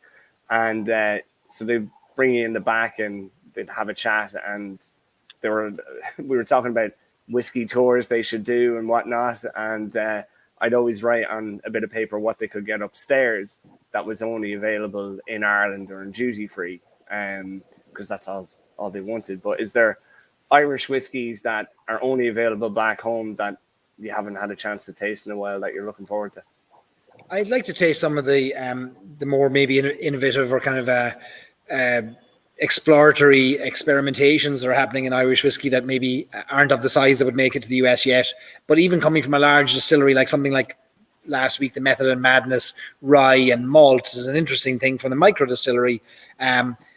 Those are things I'd love to try because there's lots we can get over here and we can ship things here. And so there's lots we're lucky enough to get here, but the things that are really interesting to me are where you're going off the norm, the reservation that has been kind of built for the last 10 years and you're trying something completely different. That's what I want to try. And more than the taste of the whiskey is the context as in like, where am I and who am I with when I taste it? That's what I'm most interested in. Like, am I now standing in a field in Ireland amongst the barley, sipping on new make spirit that came from that barley, or something equally ludicrous and romantic as that? That's what I'm interested in. Yeah. And I'm sure you'll have plenty of experiences like that. Yeah. We're all waiting for you to get back. I had a dream whiskey experience that turned into a whiskey nightmare when I was back home. So I was down at Middleton and Kevin O'Gorman gave a brilliant tour to me. And we were in the warehouse and I got to taste a 32-year-old pot still that was all exclusively grown up in a port pipe. Like, we're in the warehouse, cast strength, straight out of it. Amazing. It was mega. So that's the dream bit of it. And I got to taste a couple of other things. And then he's like, well, can I taste Lost? And like all this time you're thinking, oh, we're going to have our own whiskey. You know, I can't wait to introduce it to a load of people. And then you're like, I never thought of this outcome where I would be tasting and introducing a whiskey maker. And the same happened with Alex Casco of like, they're both whiskey heroes and icons of mine. And you're like, oh, what's their reaction going to be? Are they going to like it? And it was an unfair comparison to the Middleton port pipe pot still. It was two different sports, but that's amazing. That whiskey nightmare, but it went well. They were very very kind with the reviews of Lost Irish, so it was a lot of fun. Very generous people with their feedback and time as well to the world of whiskey that are probably just as curious about your whiskey as you are about theirs. Yeah. No, it's a brilliant community back home at the distilleries, as well as the fandom of Irish whiskey too. So it's great. Yeah, amazing. Yeah, the experiences, the people, the context, like I say, around the whiskey is what I'm most excited about, and just hanging out in dark pubs with candlelit tables would be how I'd love to see it. Mutton Lane in Cork, and just amazing locations where get a great pint of Murphy's or Beamish and sit in there and have an old whiskey beside it, and you won't hear from me for weeks. If there's no lock-in for 6 months, you know where to find me. That's exciting. I'm very excited for you as well. I can't wait to see what you get up to over there, and I'm sure it'll be nice to get home. But just so you know, you're always welcome in California. Don't be a stranger. You're very kind. No, we'll be back. We'll be back. We're at the time of the night now, though, where there are demands again for songs, and I'm sick of hearing about these demands for songs, but they have to be met. And I've already put it out to you guys. I put it out to you, Tim, and you did a marvelous dodge and evading job, politically trained evasion, which is remarkable. Donna, I know there's a crowd downstairs here in the Shamrock Club that'll come up for an owl rendition of the Owl Triangle, but would we be really having a lock-in if we didn't have the dulcet tones of Donna Stewart to grace the airwaves at some point? Like, oh, Harry, it's been so long. you're like, I don't know if, well, I just happen to have the lyrics to Grace printed out here. Let me just pull them up. Come on now, I know Grace off by heart. I actually was thinking, as I figured that this was going to happen, that like Streets of New York felt quite appropriate for tonight. But I don't want to do it for like 6 minutes, you know. I'm only gonna do the happy part of Streets of New York, and then I'm gonna cut it off. Just keep it all on a happy note. And you can take the grumpy part and sing it when you get back to Ireland for me. How does that sound? We will take anything you're willing to sing. You're pleasing the audience massively, and they've promised that for every hour of singing, they purchased at least one bottle of Lost Irish. Oh, amazing.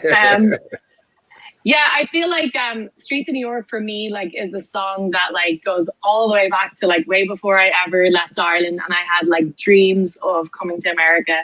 I told you all before, like I grew up on stories of like my parents living in Boston and telling me like all the stories being behind the bar and being in the bars, and like their whole community moving to a small town in Boston. So I kind of always had that dream in me to head over, and I had been to New York, and that was the goal, that I was going to go to New York, until I came over and seen the palm trees and blue skies in California and stuck myself here. But this song still means a lot to me, and I think it fits with the Lost concept, and it fits with a lot of the Irish that have come abroad and the Irish who've come before them. So with that said, I'll give it a go. Forgive me. I haven't sang in a long time, so the pipes might be a bit No excuses. rusty. Go for it. We're here for it. Okay. I was 18 years old when I went down to Dublin with a fistful of money and a cartload of dreams. Take your time, said me father, stop rushing like hell, and remember all is not what it seems to be. For there's fellas would cut you for the coat on your back, or the watch that you got from your mother. So take care, me young bucko, mind yourself well, and will you give this wee note to me brother? At the time, Uncle Benji was a policeman in Brooklyn, and my father, the youngest, looked after the farm. When a phone call from America said, send the lad over, and the old fella said, sure, it couldn't do any harm. For I've spent my life working this dirty old ground for a few pints of porter and the smell of a pound. And sure, maybe there's something you'll learn or you'll see, and you can bring it back home. Make it easy on me. So I landed at Kennedy, and her big yellow taxi carried me and me bags through the streets and the rain. Well, me poor heart was thumping around with excitement, and I hardly even heard what the driver was saying. We came in the short parkway to the flatlands in Brooklyn, to my uncle's apartment on East 53rd. I was feeling so happy, I was humming a song, and I sang You're as Free as a Bird. I feel like that's where I should cut it off. Amazing. I'll leave it Amazing. on the happy note. Thanks. Woo! Great job. You committed 100%, and the crowd rallied in response. On the edges of their seats. From Canada, Maureen Linehan. Now, I'm still in California, so I like to keep it optimistic, Barry, you know? So I'm going to finish the song on the bright note. But the song ends happy anyways. But I just love it. I feel like it's that song of like coming to America and giving it a go. So, yeah. You did it. You nailed it. Thank you so much for committing. And, we've had amazing, surprising renditions of things over the last 18 months. Like a particular amazing one was Brian Nation, former master distiller at Middleton, jumping out of his seat at the first opportunity to sing a song in Minneapolis at O'Shaughnessy Distilling. And we all have a song in us. Do you know what I mean? It's the Irish way. There's a bit of creativity and a bit of self-expression bursting to get out. We all have it. Oh, it really is the best experience in Ireland when it gets to the end of the night and people start singing. And I swear to God, I don't care what they sound like, but it is some crack. And me and Tim have had the privilege and pleasure of taking over a bunch of Americans. And literally their favorite night, we can give them the experience of a lifetime, a 5-star dinner, incredible whiskey tastings, take them just to be clear, we can no longer do that. The budget's a little bit different. But, we'd give them the best of Ireland, but what they'd walk away with was that one night where things at the bar, got a little bit quiet and someone started to sing and everybody just kind of listened. And I still see those people years later and they're like, oh my God, remember that night? And I'm like, yes, I know I've made an impact on them if that happens. So yeah, I think that's the best crack at the end of the night. I'm going to give go ahead, Tim. Oh, no, go for it. I was going to say, I want to give a 5-minute call out to our heads up to the Shamrock Club singers down below. If you want to come up and sing a tune, your own door here to your building is open. So I feel like there's a club rendition of the Owl Triangle in the offing. So Andrew, Stacey, and anyone else who's got a note in their heads or doesn't, as the case may be, come on up for the session. Oh, that sounds deadly. The group rendition has to happen. Amazing. Has to happen. Right, where are we at? So listen, some of you are still pouring like mad. Fair play to you, pouring whiskies out. Scott and Chris and Greg, you're doing a great job there with your pouring of the whiskies, moving from one brand to the next. I just had, while I'm waiting for the Shamrock group to come up, Stranahan's single malt that was finished in a Bushmills cask. I've never had that before. It's bottled at 47%. Very, very, very enjoyable whiskey. Taken aback by it, actually. Hadn't had it before. I don't know if you've ever had an American single malt that you recalled particularly. I've been lucky enough to go to the Stranahan's distillery. American single malt. Westward is the one that springs to mind in terms of doing, which is Washington by Seattle. Yeah. Yeah, so I recently had their Noir finish, wine cask. And they also did a stout cask finish too, which is good. Okay. Yeah. But again, enough of that. Enough of that. Stuff. Yeah. We're only talking about it so that we can flip them on to Irish whiskey, the matinee of American spirit. Right. The main event of Irish. Appetizer before the main course. Right.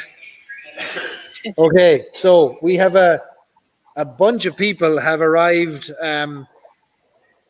unexpectedly, such a large group, which is amazing. All right, so we're going to have, it seems like the largest ever rendition of the Owl Triangle is going to happen now on the lock-in.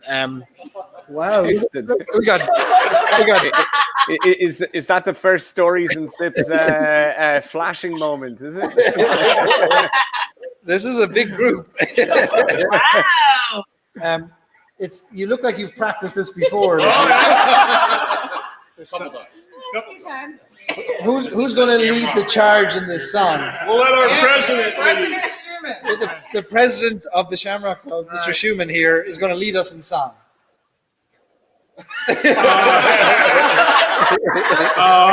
hungry feeling came o'er me stealing, and the boys were squealing in my prison cell, and the old triangle went jingle, jangle, all alone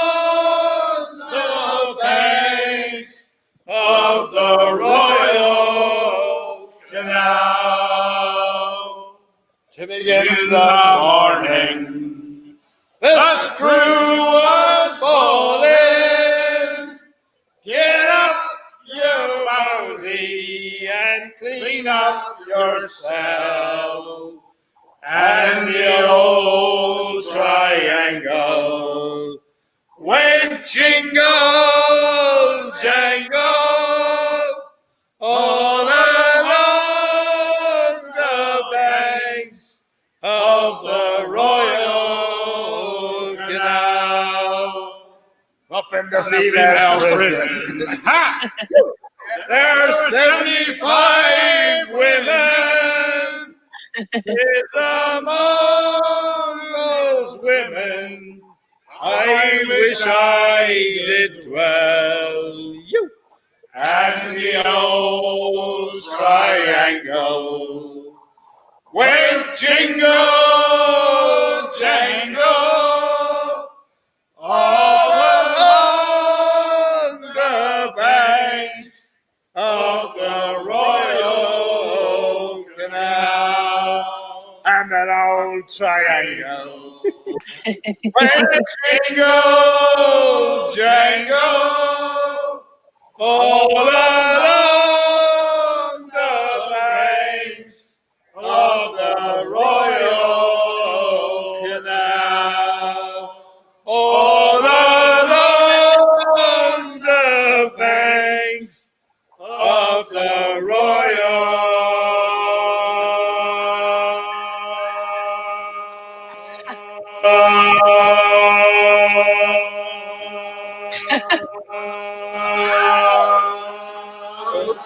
Canal.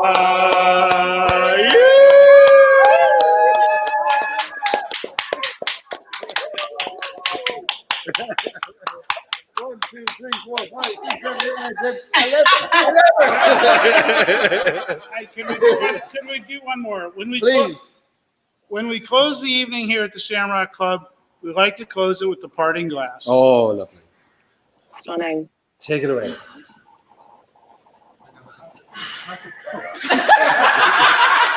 Whenever you're ready. Yeah, whenever I'm ready. In your own time, if not sooner. If not sooner. How's it go? Oh my God. Just forget how to do it. Help me, Donna.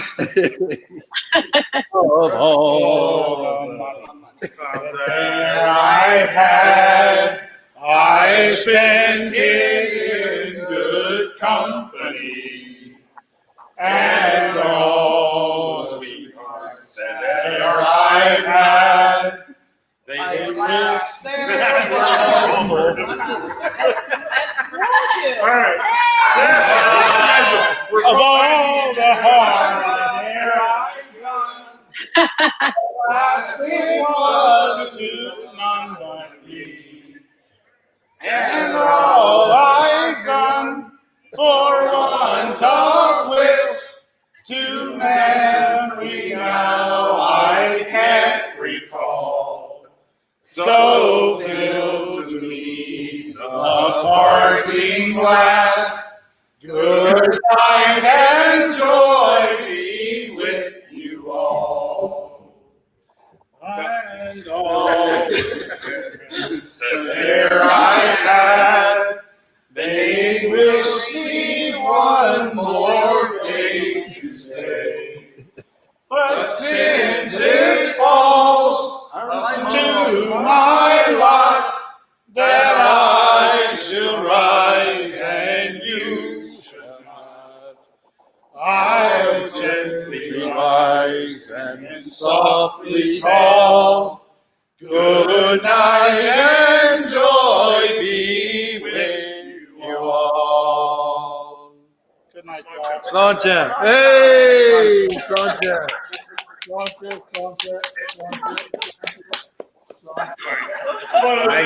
Aw, I wish Amazing. I was there. So good. All right, now get out of here.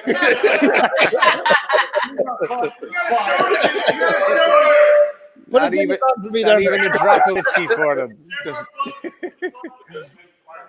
Now Barry's about to go down and join that session now, and we're done. I'm going down full session. I'm going to go down and enjoy the session. And I love it. Great. yeah, I should have gone full screen there on that, but I hope you got the sense of what was happening. In We Shamrock. definitely did. A great crowd here. Oh, brilliant. Guys, thanks a million for joining the lock-in tonight and for sharing the your whiskey, Lost Irish, with us and having the crack and answering the questions, singing the songs. It's been a great session, like an amazing session. Class. Harry, thank you so much for having us. I know that we were secretive for a while and we were putting things off for a while, but we're so excited and, you know, we're really, really close to actually being here now. So I really appreciate you having us on and helping us get people excited for it. Please, everybody, follow us on Instagram. That's where we're going to keep posting the latest updates. You know that I'll continue to post into Irish Whiskey Fans of America, but please follow us on Instagram, follow us on Facebook if you don't have Instagram. But thank you so much, Barry. I'm so excited that the lock-in is back. Congratulations for bringing it back. And I'm excited to see what's in the future. I'm excited for the egg episode. That's the one thing we don't need to be excited about. I've seen it. I've lived it. Your ledge bags, and I'm really thankful for you guys and looking forward to doing this in person and being part of a future world record with Lost Irish. We'll do something. Definitely. And to whiskey and to eggs and to health and friendship, sláinte. Sláinte. Sláinte. Cheers, Barry. Thank you so much. Cheers, Barry. Get lost, Cheers, stay lost, Donna. Barry. Cheers, everyone. Cheers, Tim. Sláinte. Get lost, stay lost, indeed. We did it. We brought the lock-in back. And we had the crack. Thanks a million to Donna and to Tim. And the crack never ends, is it? If only we could just keep reliving this crack. And we will do this at least once a month and many more events coming over the next few months as well that I'm about to announce in the next 2 to 3 weeks. So stay tuned on Stories and Sips and our Irish Whiskey Fans of America Facebook group. If you're not a member of our Irish Whiskey Fans of America Facebook group, please just do a search for it, Irish Whiskey Fans of America on Facebook, or type in irishwhiskeyfans.com into your browser and it'll take you there automatically. Thank you to the Shamrock Club, to Stacey and to Andrew and the entire Shamrock Club singers, that players that were here tonight singing great tunes for us, and they knew the words to one of them, which was amazing. And so we had great crack with them. Thank you for hosting the lock-in here, and we'll have many more collaborations with the Shamrock Club into the future, I hope. We'll have another lock-in in October, and that lock-in will come from Ireland. So I'll share details of that as soon as I possibly can.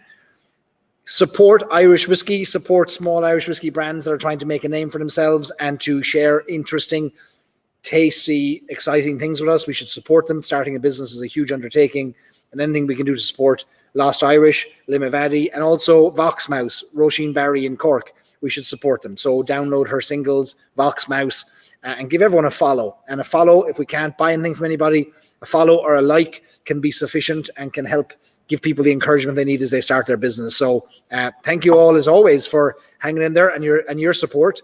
We started off tonight with a record-breaking crowd, which is amazing. And I know there's going to be a lot of people watching this replay, which is really exciting. So thank you. And I'm looking forward to having a drink with you all again very soon, virtually and in person. Until then, I'm going to sign off. And I'm going to go downstairs because there's a pint of Guinness waiting for me. And I'm going to drink it. And I'm going to enjoy it. And Sinead, that's it. Sláinte, everybody. Thanks a million. And we'll see you soon. Thanks for joining.